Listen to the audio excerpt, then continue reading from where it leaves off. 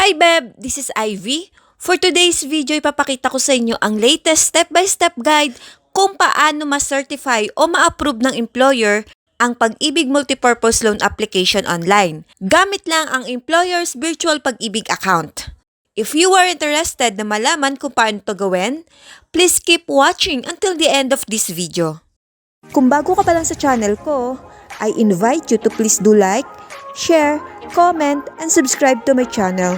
Don't forget to hit the notification bell para updated ka sa mga bago kong video gaya nito.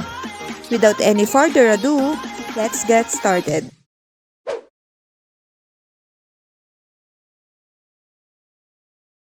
Ngayon naman, ang ipapakita ko sa inyo kung paano mag-certify o mag-approve ng multipurpose loan ang employer gamit ang kanilang Employer's Virtual Pag-ibig Fund account.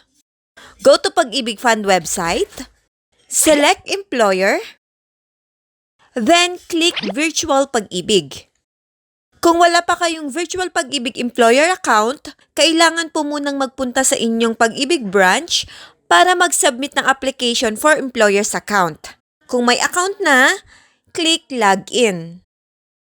Enter your assigned username na ibinigay ng Pag-ibig Fund at ang inyong password. Then, click Login. Here we go! Upon successful login, madadirect kayo sa homepage ng Virtual Pag-ibig Employer's account. Kapag sinabi ng employee na nakapag-submit na siya ng loan application online, ang gagawin ni employer ay i-certify ito sa Virtual Pag-ibig account. So proceed po tayo sa Manage Employee Loans. Makikita ninyo dito sa short-term loans na may dalawang option, Certify at View. I-click po natin itong Certify. Then, madadirect tayo sa Manage Employee Loans page. Makikita ninyo dito sa loan application na may status na pending. I-click lang po yung naka-hyperlink na view. Pagkatapos nito, lalabas sa list ang pending loan applications. Para ma-certify ang loan ng employee, i-click lang ang select. Double check nyo po muna kung yung employee na nag-apply ay currently employed pa rin sa inyo. Kung yes, i-click ang drop-down menu at piliin ang Certify. Next, input the following. Gross monthly income. Ito po yung kabuuang sahod ng employee kada buwan bago yung kaltas, kasama yung overtime, allowance at iba pang earnings. Next, net monthly income. Ito na po yung mata-take home pay ng employee. After that, i-check ang box para sa application agreement, then click Submit. May lalabas sa prompt message na successfully certified and submitted na ang loan application to Pag-ibig Fund.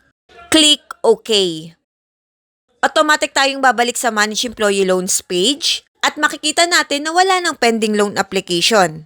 After certification, once na matanggap ni Pag-ibig Fund ang certified loan application mula kay employer, ito ay for verification and processing na. So makakatanggap po yung employee ng text message mula sa Pag-ibig Fund na forwarded na ang loan application gaya nito.